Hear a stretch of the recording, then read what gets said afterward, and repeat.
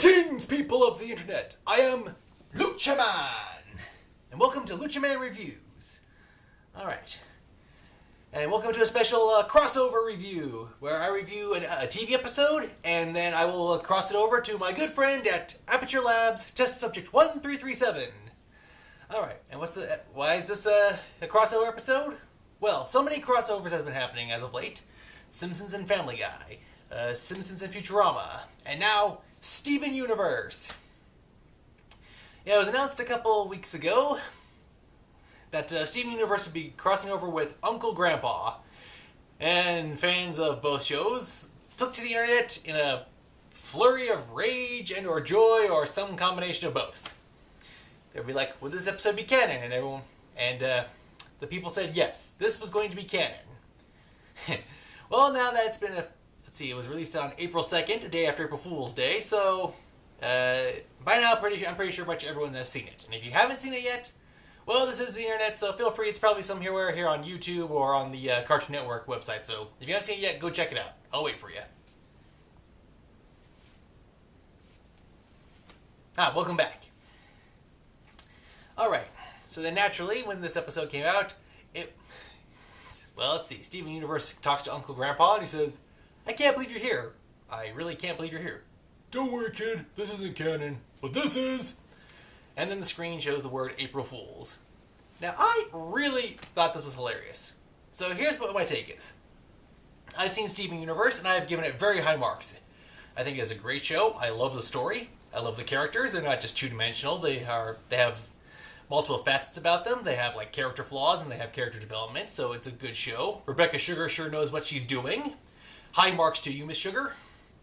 And it's great. I've loved how the series has been going so far. It's had lots of funny episodes with lots of funny moments. There's been some serious moments, and then there's been some dark episodes and dark moments. And I like how the story is starting to take shape and develop. And I think this is very good. So I say yay to Rebecca Sugar and Steven Universe. This is a great show. If you haven't seen it yet, you need to check it out. Now, on the other hand, I've watched Uncle Grandpa. I've seen a couple of episodes, and it's not really clicking for me. It's a comedy show, and it's a little ridiculous sometimes, and sometimes it's just way too much for me to watch. I'm like, seriously? Oy. So, I was like one of the people that was like, this is crossing over with Steven Universe. Now, there's another show on Cartoon Network called Clarence. I've seen one or two episodes. It's also not clicking for me, so I figured those two would be a better match. But I'll be honest, I am legitimately surprised at how well this episode mashed up. It's very funny. It takes place in both Steven's universe and in the Uncle Grandpa universe, and it's a good balance. It's pretty funny. And for those of you who've been watching Steven Universe, Pearl's reaction to the situation that she is placed in with this episode, I'd say it's a good balance between the appropriate reaction I'd expect from her, and from her maybe...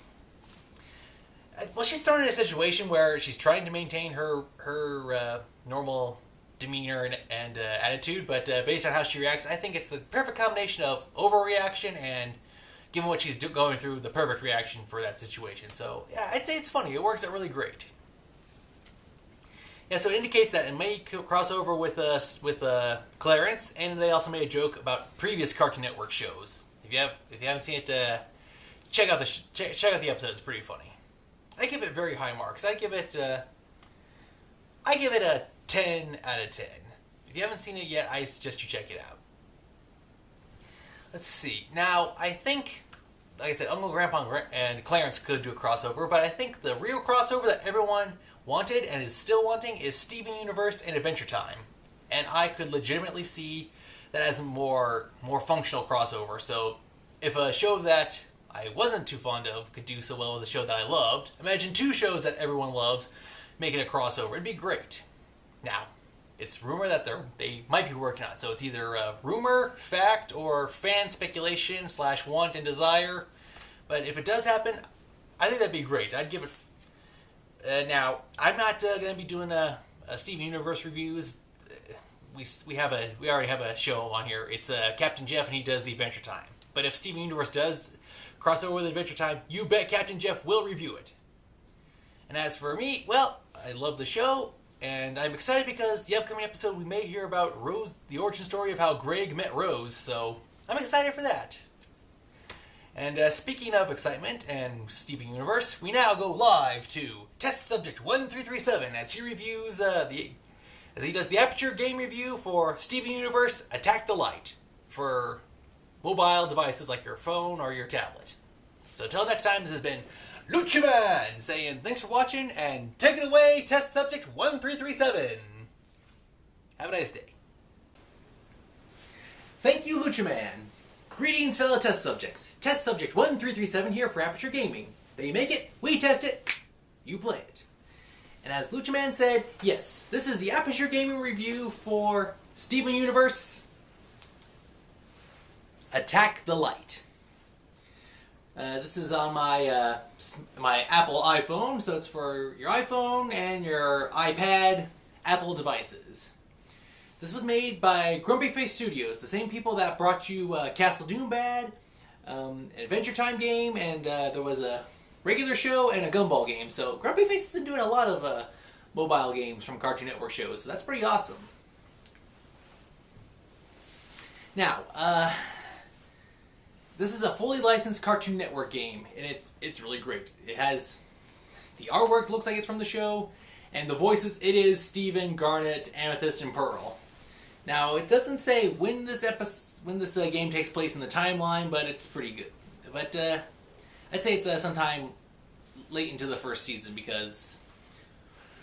Okay, so here's what. The game has a pretty good story. Steven is just goofing around one day. The gems come back with some kind of weapon, some kind of gem weapon.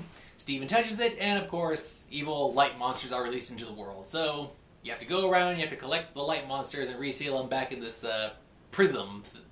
In a prism prison. Ugh. Yeah. Alright, so here's what. It's not a... Here's what. It's a... Alright. So the landscape looks really great.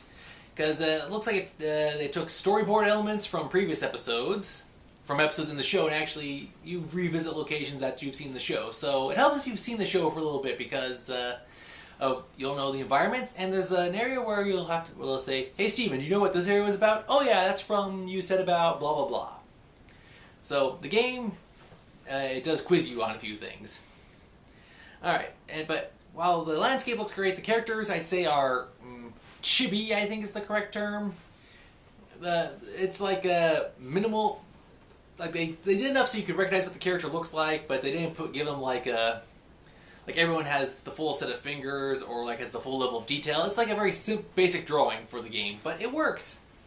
It's like what you see when a character's like way off in the distance, like you don't see the full detail of them. But the way the characters move and sound and act, it is like them. It's really great. So here's what you go around with your party. You have Garnet, Amethyst, and Pearl. They do all the attacks. They have all these special abilities.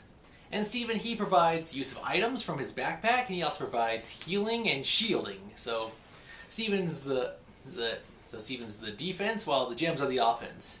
As you play through as you go through the levels, you'll encounter enemies, you fight them, and you get experience points. And as you level up, you get more experience points. You can unlock more abilities like better attacks, more item space carriage, and here's what: you also collect little crystals from down enemies, and when you find specific statues, you can use it to buy items, like item to help you do more moves, item to make you stronger, item to help you level up faster. So it's pretty cool how that works. Alright, so I have to make this joke. So as the game starts off, Steven gets level 1, 2, 3, 4, same for the gems, but Steven only gets 1, but as for the gems, they start off at, but then, as they proceed through the game, they achieve a power level of over 9,000! Yes, I just went there. Yeah, so the gems, obviously, since they've been around for 6 millennia, they've gotten a little more experience than Steven has, but it's pretty much the same thing. Steven's level 5, and the gems are like level 9,005, 9,005. It's really great. So you go through the levels and like you'll either encounter enemies and you have to fight them, or you'll be walking along and they'll ambush you and you have to defend it against them. Also, so here's what, the game's controlled by, you'll come to a room, you see a path that goes left and a path that goes right. You can either go left or right, or you And if you just came from the bottom of the screen, if you scroll down, you'll go back that way you came. But if you scroll up, you'll either bump into a wall or you'll encounter a mysterious hidden room. Yes, they actually have little hidden spots. There's also picking up treasure chests and items that are dropped by the enemies. And some areas you have to go back and revisit because you don't have that skill yet, or you didn't unlock that power yet, or you didn't find that item from level 3 and you need to go back to level 1, section 3 to open a door or something. So it's really great. It has a great replay value for visiting the other areas and to level up the gems. Now, so it's $2.99 plus tax from the Apple Store, so it'll run you $3.11. So yeah, it's not a free game, so I think that works out great. Since you're paying for it, it shows that they put real time and effort into this game to develop it and give you great levels. And also, you can pick up badges where you can equip one badge to each gym, like a badge that'll make them immune to enemies that are blue or green or red, or one that makes them set their opponents on fire, or one that makes it so they level up faster than the others. Let's see, and also while you're going around, at one point the gyms will say, "What do you think about this, Steven?" And depending on which answer you give, either nothing will happen, or 20 experience points will be added to the gym or to Steven. So that's really great. I like how there's all this variety for just this little mobile game. It's pretty awesome. It's a really good RPG.